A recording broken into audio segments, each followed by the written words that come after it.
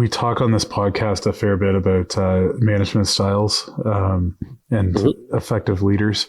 Are there any sort of great experiences that you can speak to about great leaders that you've run into in your time in construction and maybe what made them great leaders? Yeah, absolutely. The great leaders and great managers, guys that can show, aren't just going to get out there and tell you what to do.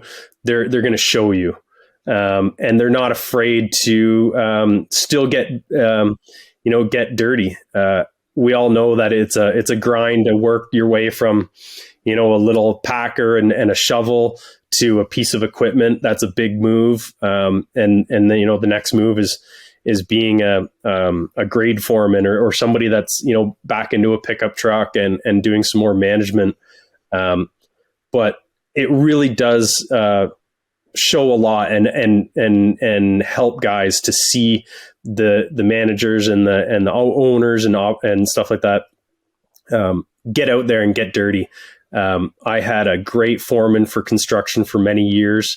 And if we were down a guy or if somebody called in sick, he or had to leave for any reason, he was the first one that was in the piece of equipment. And he would work just as hard and just as long as everybody else. And that really went a long ways. He had a lot of good relationships with his operators because of that. I think the exact same thing with yourself. You were never, when we were pushing snow, you were never afraid to get out there and, take a tractor and go out. Even if it was one that I was warmed up and had all cleaned up and ready to go, as happened one day. I'm not sure if you know that or not, but I don't think I knew that.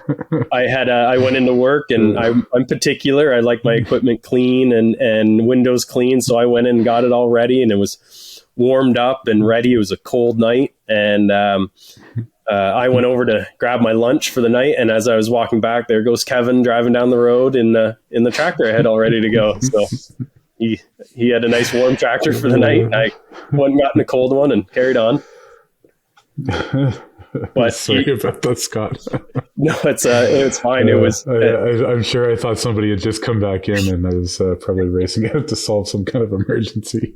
I thought it was funny. Apologies. I just said, "Hey, well, it's his tractor. I can't really complain." So, but I mean, I had also admired that it was late at night. You could have been at home and tucked away with the family, but you were out there doing what needed to get done. So that definitely goes a long ways in any industry, but I think especially construction, because it can be a grind sometimes. It's not always an easy industry to be in.